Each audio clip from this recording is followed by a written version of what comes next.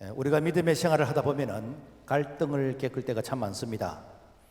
하나님의 말씀에 순종해야 되느냐, 순종하자니 손해 볼 것 같고, 또 순종을 안 하자니 찝찝하고, 이러지도 못하고 저러지도 못하고 망설일 때가 들어 있습니다. 이럴 때 어떻게 해야 되는가? 대부분의 사람들은 갈등하다가 자기 주관적 경험으로 판단을 합니다.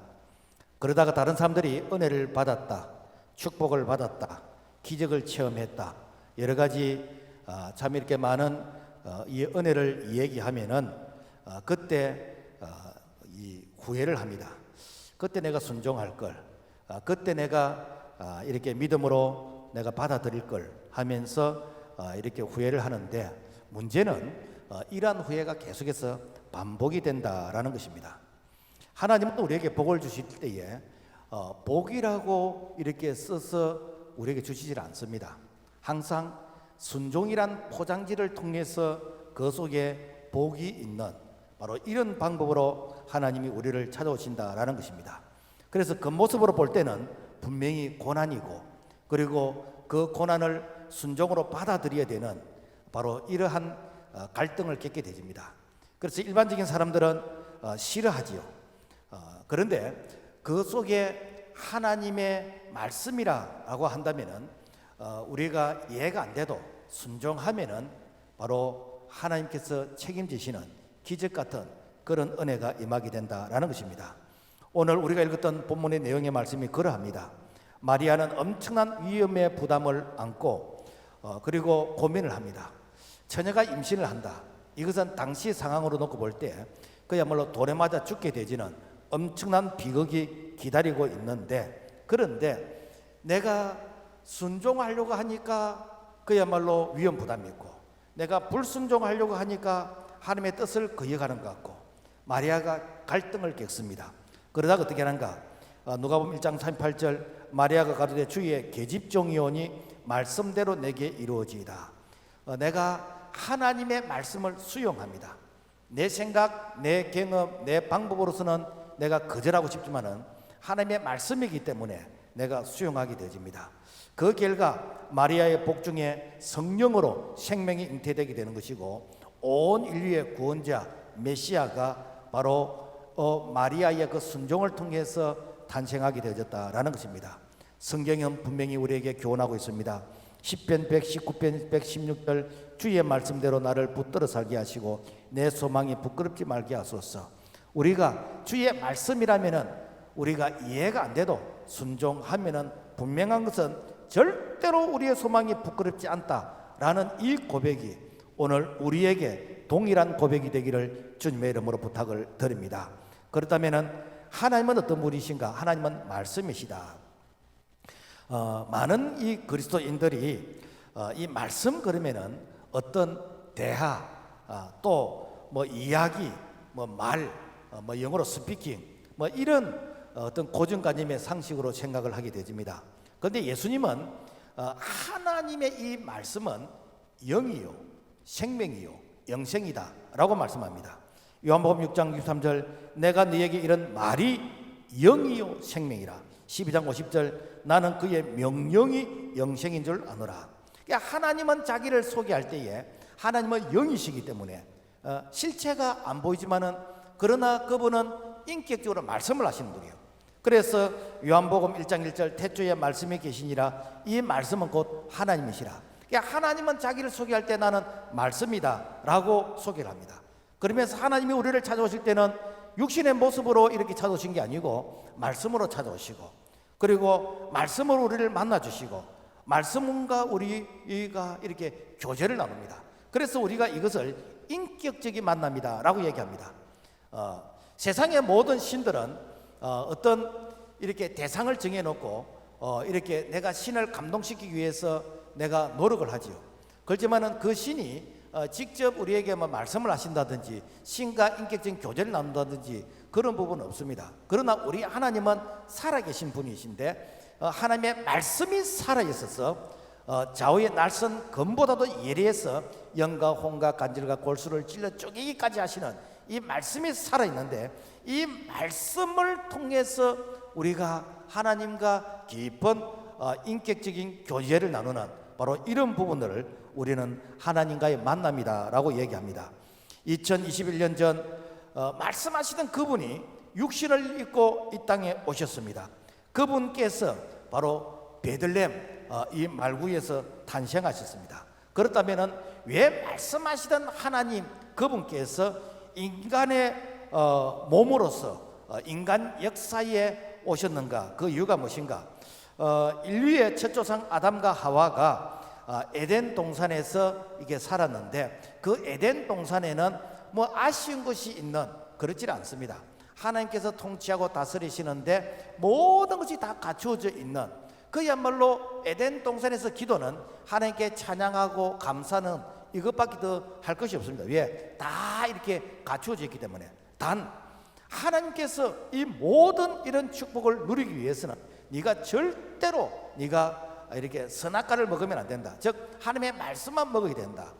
그래서 하나님의 말씀에 순종하며 사는 것이 바로 에덴 동산인 것이고, 바로 하나님과의 그런 깊은 영적인 교제의 만남이 이루어지는 것이다 라는 것입니다. 그런데 인류의 첫사람 이 아담과 하와가 이 마귀의 유혹을 받아서 선악과를 먹게 됩니다. 창세기 2장 17절, 선악을 알게 한 나무의 열매는 먹지 말라, 너가 먹는 날에는 반드시 죽으리라. 그래서 선악과를 먹었다는 것은 하나님의 말씀을 부정하고 마귀의 이 유혹, 즉 마귀의 말을 받아들임으로 말미암아 마귀는 죽이고 멸망시키는 것이 목적이거든요. 그래서 바로 선악과를 선택함으로 말미암아 우리 인류에게 죽음의 죄가 그때부터 들어오게 되어졌다라는 것입니다. 그래서 로마서 6장 23절, 죄의 삭은 사망이요. 그래서 이 선악과를 이 먹음으로 통해서 우리에게 육체적인 죽음, 영적인 죽음, 하나님과의 모든 관계가 단절되어지는 그런 죽음이 바로 우리 인류에게 시작이 되어졌다라는 것입니다. 자, 그래서 인생의 모든 문제는 이렇게 죄 문제입니다. 뭐 이렇게 막 살인과 분쟁과 전쟁과 미움과 갈등 막 여러 가지 얘기를 하는데, 그 모든 원인은 무엇인가? 바로 죄로부터 출발했다라는 것입니다. 그렇다면 그 죄는 무엇인가? 하나님의 말씀의 불순종이라. 그래서 하나님의 말씀의 불순종을 통해서 이 모든 죄가 나타나는 현상으로서 우리 가운데 여러 가지 참 우리를 실망시키고 우리를 참 이렇게 힘들게 하는 이런 요소가 바로 죄를 통해서 나타나게 되어지는데, 그래서 불순종했던 이 첫사람 아담의 그 죄를 순종으로서 그 선악과를 다시 이렇게 반납하기 위해서 그 말씀하시던 그분께서 육신이 되어 이 땅에 오셨는데 그분이 예수 그리스도이다라는 것입니다. 그래서 첫사람 아담이 이 말씀에 불순종함으로 말미암아 모든 사람에게 이 죄, 이 원죄가 들어왔는데, 그래서 마지막 아담, 즉 둘째 아담으로서 이 땅에 오신 분이 예수 그리스도신데, 말씀하시던 그분이 이 땅에 오셔서 십자가에서 죽음으로써 이 선악과를 반납하시고, 그리고 죽은 지 사흘 만에 부활하심을 통해서 우리에게 생명나무를 주시는, 영원한 생명을 주시는 바로 이 사건이 예수 그리스도 그분께서 말씀이 육신되어 이 땅에 오신 사건이다라는 것입니다. 그렇다면 왜 예수님께서 굳이 이렇게 말씀이 육신이 되어서, 즉 성령으로 잉태를 하셔야 되느냐? 그 이유가 무엇인가? 그 아담 이후에 모든 사람들은 죄가 죄를 낳고 죄가 죄를 낳고 그야말로 이 죄의 후손이라는 것이죠. 아무리 내 아이가 그야말로 신생아로서 태어나서 아직까지 나쁜 친구를 안 사귀고 아직까지 죄를 안 배웠다 할지라도 그 속에 이 원죄의 죄성은 있습니다. 단지 죄를 많이 짓고 적게 짓고 이 정도의 차이는 있을 뿐이지. 그렇지만은 이 원죄를 차단하기 위해서는 바로 남자와 결혼하지 않는, 즉 남자의 피를 받지 않는 하나님의 영 성령으로서 잉태하는 이러한 이 방법으로 오셔야만이 바로 원죄가 없는 분인 것이고, 원죄가 없는 분이라야 그야말로 우리의 이 죄를 이렇게 사해 주실 수 있는 그런 능력, 자격이 있다라는 것입니다. 그래서 바로 말씀하시던 그 하나님, 그러니까 이렇게 영이신 하나님께서 육신을 몸을 입고 이 땅에 오시 될 그 이유이다라는 것입니다. 인도의 청년이 미국에 유학을 가서 미국은 기독교 문화잖아요. 그래서 복음을 이렇게 듣게 되어졌습니다. 그래서 다른 말은 다 뭐 도덕과 윤리적인 비슷한 말들이 다 있으니까 이해가 되겠는데, 말씀이 육신이 이 땅에 오셨다라는, 즉 신이 사람이 되었다, 이 말은 이해가 안 된다는 거예요. 그래서 이것은 신하다, 이거는 못 믿겠다, 이거는 지어낸 것이다 라고 하면서 부정을 하는데, 그런데 한 번은 이렇게 산책을 하면서 이 트랙터가 이 밭을 이렇게 갈고 있는 것입니다. 그런데 밭 한 모퉁이에 이 개미들이 집을 지어놓고 열심히 거기서 살고 있는 것입니다. 인도는 그 힌두교의 그 윤회 사상을 믿는 자이기 때문에 그 개미에게도 그의 어떤 생명이 있다라고 생각을 하고, 개미 한 마리에 대해서도 그들은 아주 귀중하게 여기지요. 그래서 야 개미들아, 너희들 조금 있으면 다 죽어. 지금 농부가 트랙터를 가지고 이 밭을 갈고 있어. 너희들 조금 있으면 완전히 전복돼 다 죽어. 빨리 도망가 라고 하면서 이렇게 소리를 쳤는데 이 개미가 못 알아듣는 것이요.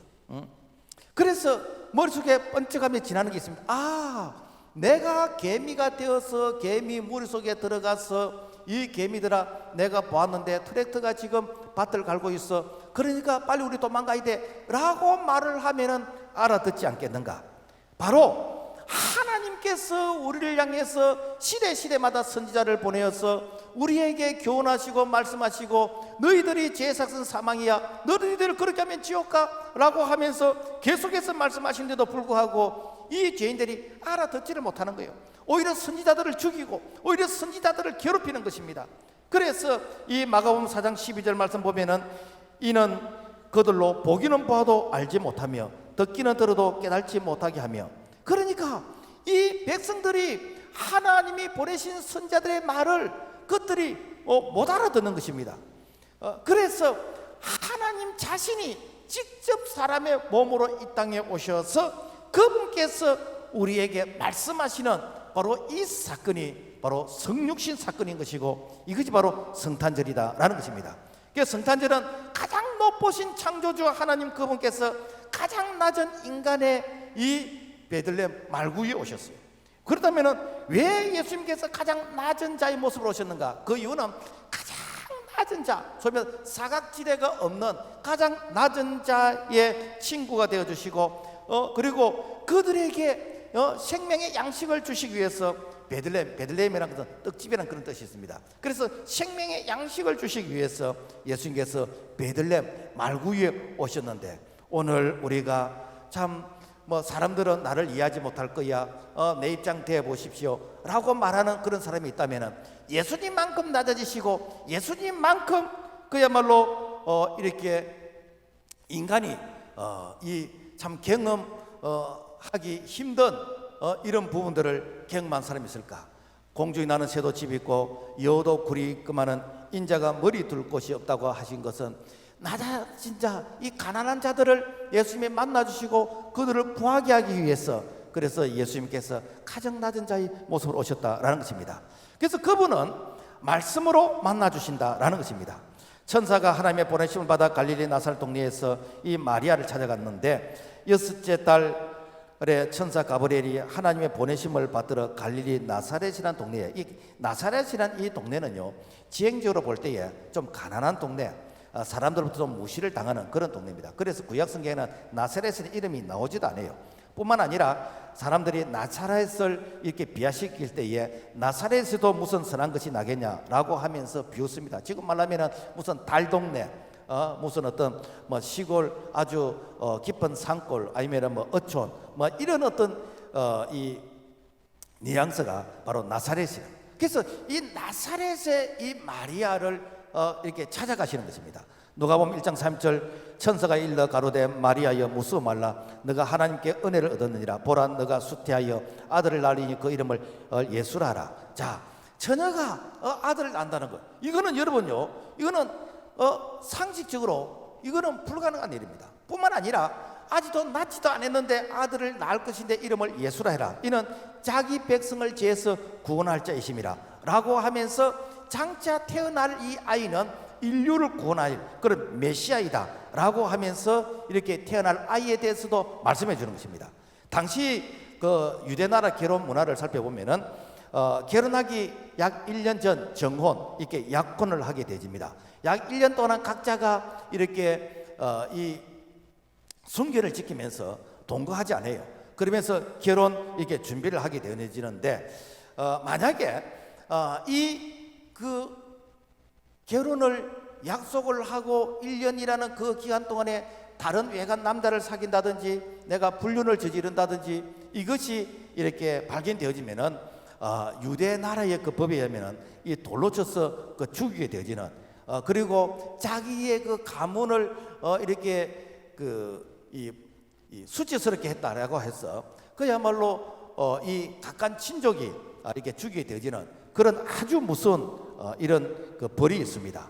자, 그런데 이 마리아가 그야말로 결혼을 안 했는데 내가 이 임신을 하고 이게 배가 불러진다. 여러분, 이것을 내가 수용을 하겠습니까? 이거는 절대로 기쁜 소식이 아니고 어쩌면은 하나님을 원망할 수도 있습니다. 그런데 이 마리아가 이런 갈등 가운데서 어떻게 하는가? 하나님의 말씀이기 때문에 내가 이것을 수용하겠다는 거예요. 내게 어떤 분리, 어떤 위험 부담이 있다 할지라도 하나님의 말씀이기 때문에 나는 수용하겠다. 그래서 뭐라고 말하는 거니까 주의 계집 종이오니 말씀대로 내게 이루어지이다 하며 천사가 떠나가니라. 자기를 종이라는 거예요. 종은 주인이 시키는 말만 하잖아요, 그죠? 주인이 시키는 그 말을 내가 거절할 그런 자격이 없습니다. 그래서 나는 계집 종이온데 내가 하나님의 말씀이 내게 임한다고 하면은 나는 그것을 내가 수용하겠습니다. 이것이 무엇인가? 바로 마리아가 바로 말씀을 수용한 그런 순종이라는 것이죠. 자, 그 결과 어떻게 되었는가? 이 누가복음 1장 46절 말씀 보면은 마리아가 가로되 내 영혼이 주를 찬양하며 내 마음이 하나님 내 구주를 기뻐하였으면 이제 후로는 만세의 나를 복이 있다 일컬음이라. 내가 그 말씀을 수용하기 전까지는 막 갈등이 있었어. 내가 어떤 오해를 받을 것이며 사람들로부터 미움을 받고 어쩌면 내가 돌에 맞아 죽을지도 모르는데 이런 여러 가지 갈등이 있었는데, 그런데 하나님의 그 말씀을 내가 수용함을 통해서, 내가 순종함을 통해서 하나님이 평안을 주십니다. 그래서 내 영혼이 주를 찬양한다는 것이죠. 내가 구주를 내가 기뻐한다는 것이죠. 만세로부터 나를 복이 있다고 일컬어 줄 것이라는 거죠. 무슨 얘기입니까? 우리가 하나님의 말씀을 순종하기 전까지는 갈등이 생기고, 내가 이렇게 예수 믿어야 되느냐, 꼭 이렇게 신앙생활 해야 되느냐, 내 아는 사람 보니까 그렇게 하지 않던데 라고 하면서 내 머릿속에 온갖 이렇게 계산을 다 하고 머리를 굴리는데, 하나님의 말씀에 순종하게 되어지면은 성령께서 우리에게 평안을 주는 거예요. 그 평안은 무엇인가? 이것이 하나님의 뜻이라는 것이죠. 네가 절대로 네 소망이 부끄럽지 않다는 것이죠. 하나님이 너를 통해서 일하신다는 것이죠. 그래서 우리가 순종하기 전까지는 힘들지만 순종하면요, 그때부터는가 성령이 일하기 시작하신 줄로 믿습니다. 그래서 이 마리아가 이 말씀을 순종함을 통해서 그 나사렛 동네, 어느 누구도 알아주지 않는 그 나사렛 동네에 이 한 여인이 인류의 역사 가운데서 여자 이름 중에서 가장 복된 이름, 가장 영광스러운 그런 이름. 그래서 로마 카톨릭에서는 이 마리아를 너무 존경하다 보니까 이 마리아를 신의 자리에 앉혀가지고 중보자로서, 그래서 마리아님께 기도합니다 라고 하면서 중보자까지 이렇게 높이는 것이 바로 이 로마 카톨릭에서는 마리아에 대한 위상인 것입니다. 자, 그렇다면은 마리아에게 말씀으로 찾아오신 하나님께서 오늘 우리에게도 말씀으로 찾아오신다라는 것입니다. 그래서 우리가 하나님을 만나고 싶다, 하나님 우리를 만나주세요. 하나님은 영이시기 때문에 하나님이 실제로는 안 만나주세요. 그럼 어떻게 만나주시는가? 하나님이 말씀으로 찾아오시는 것입니다. 예를 들어서 우리가 병들어서 고통 중에 있는 자, 하나님께서 우리를 어떻게 찾아오시는가?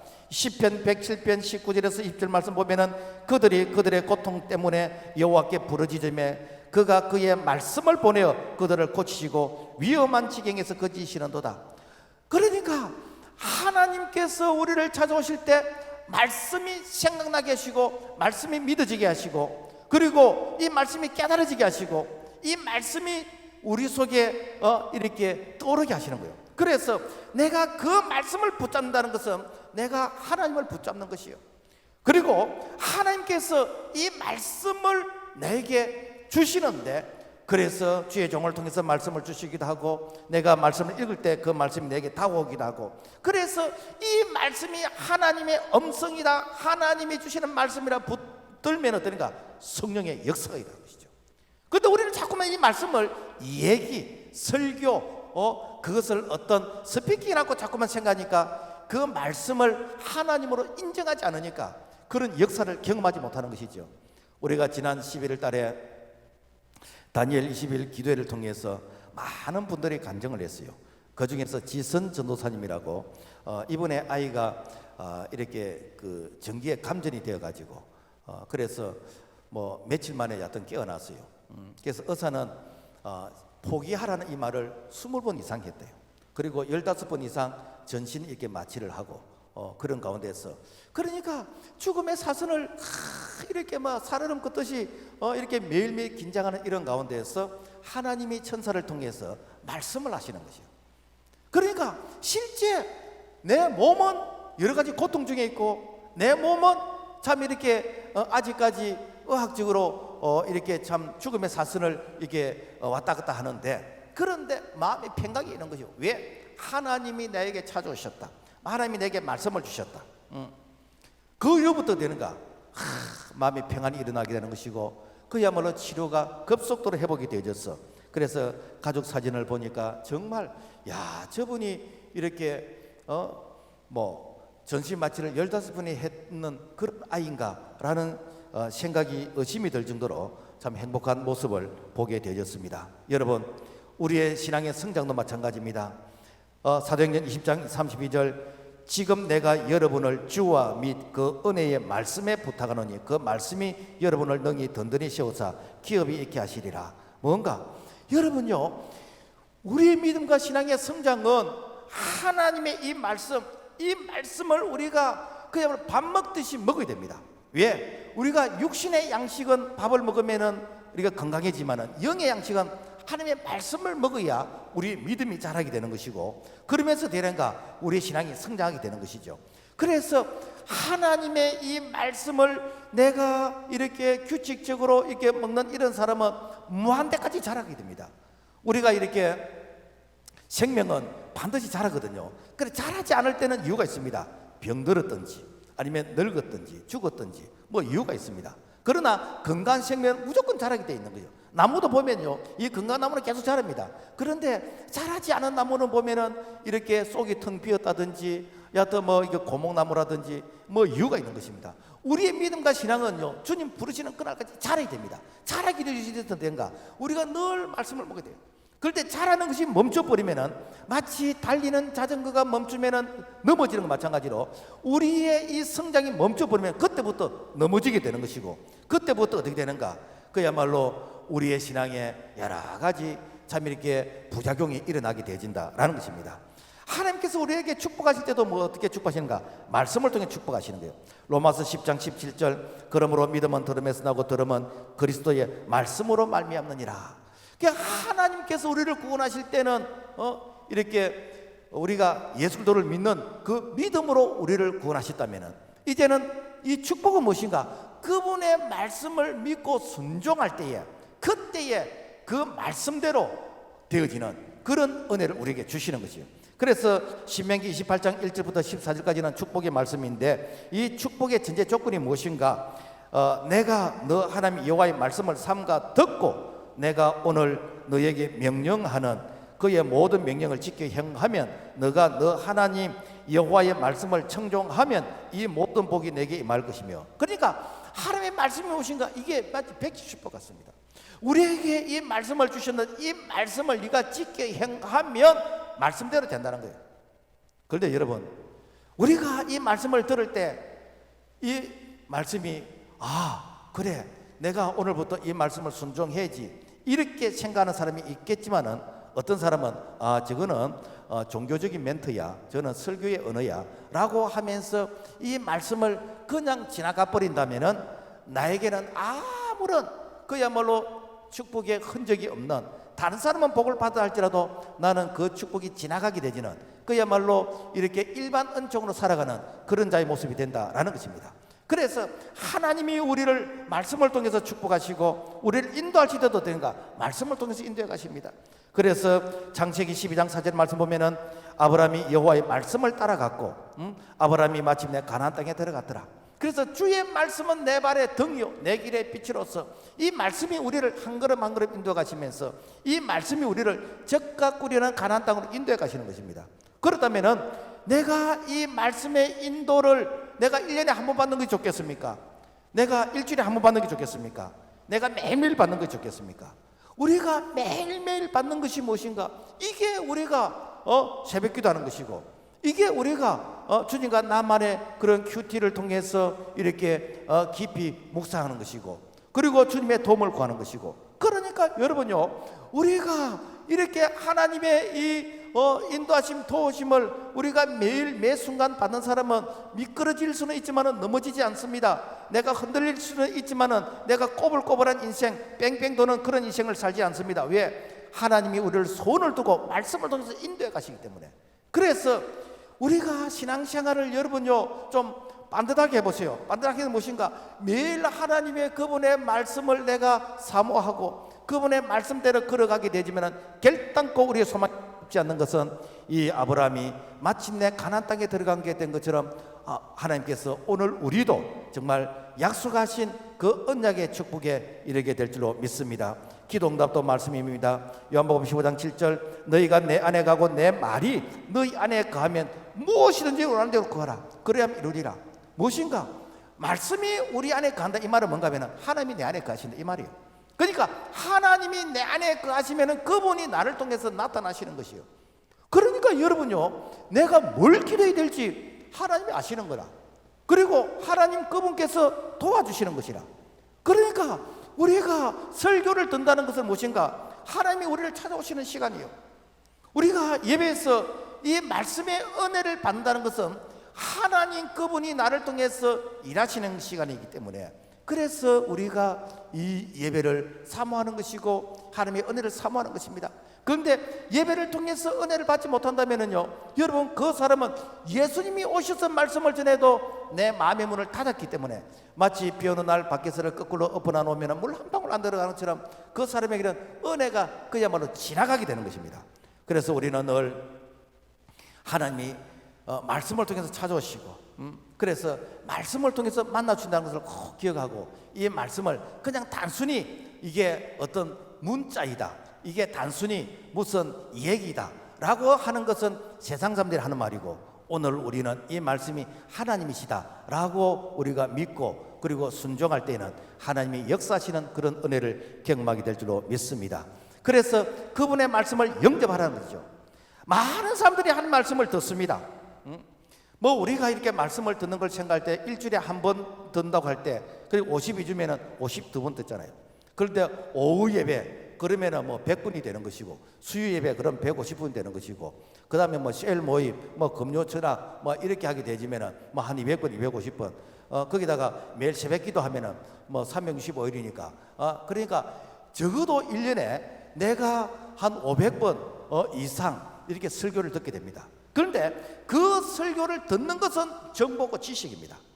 그런데 그 정보와 지식의 설교 말씀을 내가 영접하게 되어지면은, 그리고 그분의 말씀을 붙들고 내가 순종하게 되지면은 그분이 일하시게 되는데, 이것이 무엇인가? 미라클, 기적이 되는 것이죠. 왜? 하나님이 일하시게 되기 때문에. 그러니까 마리아가 다가올 그 위험을 두려워했지만은 그 말씀을 영접하니까 바로 말씀이신 하나님께서 그 마리아 속에 임하게 되니까 그때부터 어떻게 되는가? 역사가 일어나기 시작하는 것이죠. 그래서 남자의 도움을 받지 않았지만은 성령으로 잉태하게 되집니다. 여러분, 어떻게 해서 성령이 잉태가 가능합니까? 이것은 첫 사람, 이 아담과 하와가 이렇게 이 아담이 흙으로서 이렇게 이 빚음 받고 그 속에 하나님께서 생기를 불어 넣으심으로 말미암아 살아있는 생명체가 되어졌다. 바로 그 사건이 이 마리아의 몸속에 하나님의 영 루하, 즉 하나님의 생명이 들어가니까 이게 생명이 잉태되는 이 사건과, 오늘 우리가 그야말로 영적으로 죽었던 자에게 우리가 예수를 이렇게 영접할 때 성령이 우리를 본하게 거듭나게 하시는 이 사건과 똑같은 사건이에요. 그러니까 내가 그분의 말씀을 받아들이게 되면 성령이 내 안에서 일하시는 거예요. 그러니까 성령께서 마리아의 몸속에 생명을 잉태하는 것이나 오늘 우리가 성령 받게 되어지면 이 성령이 우리를 죽은 자 가운데서 생명으로 우리가 거듭나게 하시는 거라. 이게 똑같은 사건이에요. 그래서 요한복음 3장 5절의 말씀 보면은 사람이 물과 성령으로 나지 않으면 하나님의 나라를 들어갈 수 없느니라. 그러니까 여러분요, 우리가 말씀을 순종하는 것은 내 안에 성령께서 일하시는 것이요. 그때부터 어떻게 된가? 그야말로 우리가 하나님의 그 뜻을 알게 되는 것이고 하나님의 인도하심에 순종하게 되는 것이고 우리의 인생이 그야말로 부끄럽지 않는 성공적인 그런 인생을 살아갈 수 있는 것은 그분이 말씀을 통해서 우리를 이렇게 인도해 가시고 일하신다라는 것입니다. 그래서 성경에 보면은 다 이렇게 뭔가 그분 말씀에 순종할 때 성령이 일하시는 것이에요. 자, 그렇다면은 천사의 방문을 받고 주의 계집종이의 말씀대로 내게 이루어지다 라고 고백을 했던 이 마리아가 나중에 30년이 지나서 예수님께서 공생의 사역을 시작하실 때에 이 갈릴리 가나 혼인잔치집에 초대를 받습니다. 초대를 받는데 그 잔치집에서 이렇게 포도주가 떨어졌어요. 그러니까 뭐 이렇게 포도주가 떨어졌는데 요즘 같으면은 뭐 전화한다든지 아니면 어디서 가져온다든지 하면 되는데 그 시대는 이게 준비해야 되는 것이고 발효를 해야 되는 것이기 때문에 뭐 갑자기 준비가 안 되는 거예요. 그러니까 주인으로서도 어떻게 할 수 없고 거기에 있는 사람들도 그야말로 발을 동동 구를 뿐이지 전혀 해결책이 없습니다. 그런데 이 사실을 알았던 마리아가 뭐라고 말씀하시는 거 아닙니까? 저분이 무슨 말씀을 하시든지 말씀대로 해라 라고 이렇게 언지를 줍니다. 뭔가 하면은 저분은 말씀이 육신이 되신 분이라고요. 저분은 말씀이신 하나님이시란 것이죠. 그래서 저분이 지금도 말씀하시면 그대로 된다는 거죠. 왜? 자기는 그걸 경험했거든요. 그러니까 말씀대로 내게 이루어지다라고 했을 때에 성령으로 잉태된 것을 마리아는 경험을 했어. 그 경험을 한 마리아가 저분은 말씀의 주체이시기 때문에 저분이 말씀하시면 그대로 되니까 그대로 순종하라. 그래서 예수님께서 자, 빈 항아리를 가져오너라. 그리고 빈 항아리에 물을 채우라. 그리고 그 물을 떠서 이리저리 갖다 주어라. 자, 그 사실을 누가 알았는가? 물돈 하인들을 알았다. 물돈 종들을 알았다. 그러니까 그 말씀에 순종했던 하인들은 알았다는 것이죠. 오늘날도 마찬가지입니다. 오늘도 우리가 주님의 말씀에 순종하는 하인이 되어지면은 오늘 우리도 맹물의 인생이 가장 값진 포도주의 인생으로 바뀌게 되는 것이고 그야말로 빈 항아리가 그야말로 가득 차게 되어지는 그런 생명수 같은 그런 은혜를 오늘 우리도 경험할 수 있다는 거예요. 중요한 건 무엇인가?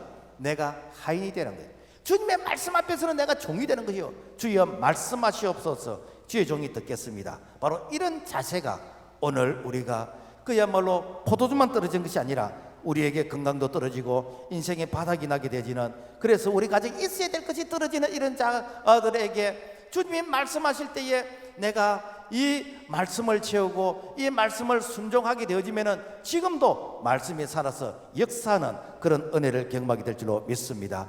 성경을 보면은요, 여러분 다 이러세요. 베드로가 밤새도록 고기를 잡으려고 했지만 한 마리도 못 잡았습니다. 그 실패한 베드로에게 예수님께서 말씀을 전합니다.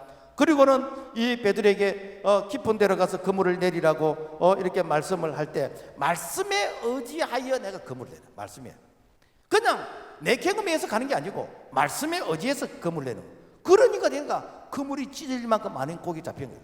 무슨 얘기인가 하면 어제까지는 내가 내 경험으로 살았다면 오늘부터는 말씀에 의지해서 살아보겠다는 거예요. 그렇게 하면 어떠는가? 그 깊은 데로 간다는 것은 위험 부담이 있지만 분명한 것은 무엇인가? 그분의 말씀이기 때문에 절대로 내가 망하지 않는다라는 것이 바로 베드로를 통해서 이 말씀의 순종을 통해서 우리에게 주시는 교훈의 말씀이다라는 것입니다. 사르밧 가보도 마찬가지입니다. 구약의 열왕기상 17장에 보면은 흉년이 들어서 그래서 정말 먹을 것이 없는 그런 때예요. 흉년이라는 게 주로 이제 비가 안 왔어. 3년 6개월 동안 비가 안 오는 거예요. 비가 안 오니까 뭐 농사가 안 되죠. 그러니까 물도 없고 그래야 말이 양식도 떨어지는 이런 집에 엘리야가 이 가부 집에 찾아가는 것이요. 그러니까 이런 집에는 뭘 들고 가야 되는 거예요. 이런 집에는 뭘 이렇게 갖다 드려야 되는데 그야말로 아무것도 없는 집에 한 끼 먹고 이제는 죽어야 되는 그런 마지막 바닥을 치고 있는 이 집에 가서 이 엘리야가 무슨 말을 하는 거니까, 자,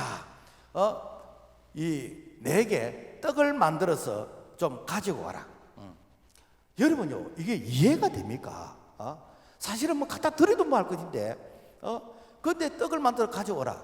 그래서 가부가 이런 말을 합니다. 나는 떡이 없고 다만 통에 가루 한 움큼과 병에 기름 조금뿐이라. 내가 음식을 만들어 먹고 그 후에는 죽으리라. 이게 이제 마지막 음식이라는 거예요. 더 이상 물러설 수도 없어. 자, 이런 자에게 엘리야가 뭐라고 말한가 하니까, 자, 두려워 말고 먼저 그것으로 나를 위하여 작은 떡 하나를 만들어 내게로 가져오고 그 후에 너와 네 아들을 위하여 만들라. 지금 말하면 이런 말이 있는 것입니다. 내가 조용하던 내가 예수님을 만나게 되어졌어. 내가 복음을 듣게 되어졌어. 그래서 예수를 모를 때는 그냥 내 마음대로 살았는데 내가 복음을 듣고 예수님을 만나고 보니까 뭐 하라 이런 말을 많이 해. 그런데 우리 가정에 뭐 돈을 주든지 아니면은 뭐 복권이 당첨이 되든지 뭐 이렇게 축복을 주고 그 다음에 뭘 하라 그러면 이해가 되겠는데, 아무것도 없는 우리 집에 자꾸만 뭘 하라는 거예요. 그것도 헌금하라는 거예요. 그것도 뭐 이렇게 뭐 구제헌금 하라는 거예요. 뭐 하라는 거예요. 여러분, 이런 말을 들을 때 내 마음속에 예, 기다렸습니다, 하겠습니다, 이런 생각이 들겠습니까? 이런 말이 안 들리는 것이죠. 그런데 오늘 가부는 내보다 더 어려웠어요. 마지막 한 움큼 이게 가루 조금 남았는데 그거 엘리야에게 한번 드려봐라는 거예요. 자, 그런데 이 가부가 어떻게 하는가? 하나님이 보내신 사람이기 때문에 순종을 합니다. 순종을 하는 거예요. 그랬더니 어떤 결과가 나타난가? 열왕기상 17장 14절 보면은 이스라엘 하나님 여호와의 말씀이 나 여호와가 비를 지면에 내리는 날까지 그 통에 가루는 다하지 아니하고 그 병에 기름은 없어지지 아니하리라 하시니라. 무엇인가? 그 가난한 가부의 집에 비가 와서 정상적으로 농사를 지을 때까지 절대로 통에 가루가 없어지지 아니하고 그리고 기름이 없어지지 아니하고 뿐만 아니라 너희 아들이 나중에 그 아들이 죽게 되지는데 그 아들도 살리게 되지는, 그러니까 말씀에 순종하면 절대로 우리의 소망이 부끄럽지 않다라는 것을 바로 이 사르밧 가부를 통해서 교훈해 주고 있는 것입니다. 여러분, 오늘 우리에게 주는 말씀이 바로 이 가부와 같이 그야말로 참 가난한 자, 뭐 이것도 없고 저것도 없고 이게 없는 이런 자에게 이 복음의 말씀을 들으면 부담이 잔뜩 됩니다. 내가 예수를 모를 때는 내 마음대로 살았는데 예수를 믿고 난 이후부터는 자꾸 부담이 되지요. 그런데 그 부담을 하나님의 말씀이라면 순종하면 어떻게 된가? 하나님께서 복을 주시는 원리가 그렇다는 거예요. 그러니까 우리에게 복이라는 이런 이렇게 글자를 써서 오는 게 아니고 순종이라는 이런 포장지를 통해서 찾아오는 것이요. 그러면 내가 그 말씀에 순종을 할 것인가 안 할 것인가, 이건 내가 하는 것이요. 순종을 하면 어떻는가? 그 보자기 속에 하나님께서 복을 주시려고 우리에게 가지고 왔는데, 그래서 이 복이라는 것을 순종을 내가 받아들이게 되지면은 하나님의 복이 오늘 우리에게 임한다라는 것입니다. 그래서 이 믿음의 사람에게는 순종이 이렇게 축복으로서 보이지만은 불신앙 사람에게는 이 순종이 그야말로 우리에게 부담스럽고 귀찮게 되기는. 그래서 성경에 이런 축복이 다 이렇게 이 고난의 이 보자기, 이 순종의 이 보자기를 통해서 우리에게 오시는 것이요. 우리가 그 가나안 땅을 정복하게 된 그 여호수아도 마찬가지입니다. 자, 이렇게 모세가 죽고 나서 이제는 뭐 여호수아가 지도자가 되었는데, 사실 백성이 여호수아를 이렇게 잘 따라줄지 참 이렇게 막연한 것입니다. 이때 두려움이 있을 때, 그때 하나님께서 여호수아에게 이런 말씀을 하십니다. 오직 너는 마음을 강하게 하고 극히 담대히 하여 이 율법책을 너희 입에서 떠나지 말게 하여 주야로 그것을 묵상하여 그 가운데 기록한 대로 다 지켜하라. 그리하면 너 길이 평탄할 것이라. 무엇인가? 네가 이 말씀을 묵상하라. 묵상한다는 뭔가 하면은 내가 눈 딱 감고 있는 그게 아니고 이 말씀이 네 속에 들어오게 하라. 그러면 어떻게는가? 하나님이 일하신다는 거예요. 네가 이 말씀이 임하기 전에는 내가 가나안 땅을 정복하기 위해서는 군사가 많아야 되는 것이고 무기를 개발해야 되는 것이고 이런 생각을 가지고 있었는데, 네가 하나님의 말씀을 네가 영접하게 되지면은 하나님이 너를 통해서 일하신다는 거예요. 하나님이 너를 통해서 일하실 때 되니까 여리고성이 무너지는 거예요. 아이성을 정복한다는 것이죠. 이 가나안의 7족속을 멸하게 된다는 거예요. 하나님이 일하신다는 거예요.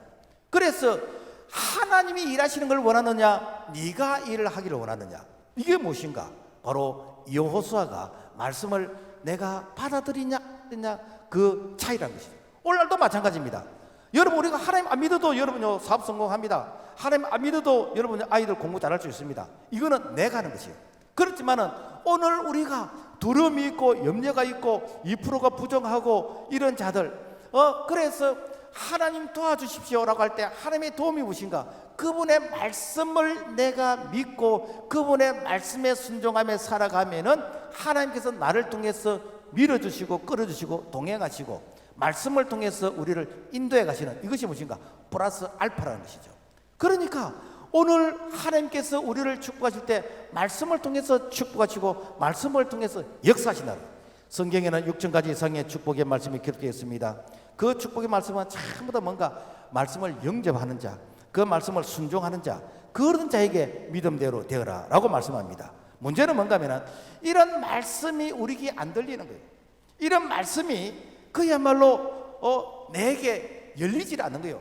귀에 들리지도 않고 그 말씀이 우리가 영적으로 이렇게 보여지지도 않고 그 말씀을 내가 입으로 신하지도 않고 이런 것이요. 이런 자들은 무엇인가? 그야말로 하나님과 우리와의 관계가 이 불신의 이 장벽, 이 죄의 이 장벽이 막혀서 하나님의 뜻이 우리에게 전달되지 않는 거예요. 그러니까 이런 자들은 내가 뭐 다른 거 복 달라고 이렇게 기도하지 말고 내가 하나님 앞에서 이 불신을 회개하고 내가 불순종을 회개하고 하나님의 말씀 앞에서 내가 회개하면은 성령이 우리 가운데 임하는 거예요. 이 성령은 보혜사 영으로서 우리를 도와주시는 거죠. 마치 마리아에게 성령이 임한 것처럼 오늘 우리에게 성령이 임하게 되는 거예요. 그때부터 어떻게 되는가? 성령이 우리를 통해서 일하시는 것이요. 그래, 네가 못한다고 했지, 내가 너를 도와주마.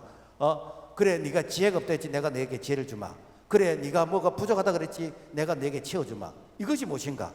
바로 말씀을 영접할 때 그 말씀이신 하나님께서 성령으로 우리를 도와준다라는 것입니다. 그런데 내가 의도적으로 내가 이 말씀을 거절하면요, 하나님의 축복이 지나가 버립니다. 그래서 요한계시록 2장 5절의 말씀 보면은 내가 너에게 임하여 너 촛대를 그 자리에서 옮기리라. 무엇인가? 너에게 주려고 했던 그 축복을 내가 다른 사람에게 주겠다는 거예요. 그래서 그 없는 자는 있는 것까지 빼앗기게 되는 것이고 있는 자는 받아서 넉넉하게 되지는, 이것이 바로 축복의 원리다라는 것입니다. 구두쇠로 소문난 어떤 부자 영감이 내일이면은 이제 음력설이 되어지는데 이 섣달 금음날 이 저녁까지 일을 시키는 것이요. 그래서 무슨 일을 시키는가? 이 영감님이 새끼 한 다발을 가지고 집 한 다발을 가지고 오면서 새끼를 꼬아라는 것이죠. 그 새끼를 꼬는데 아주 가늘게 꼬아라. 가늘게 꼬면은 시간이 많이 걸립니다.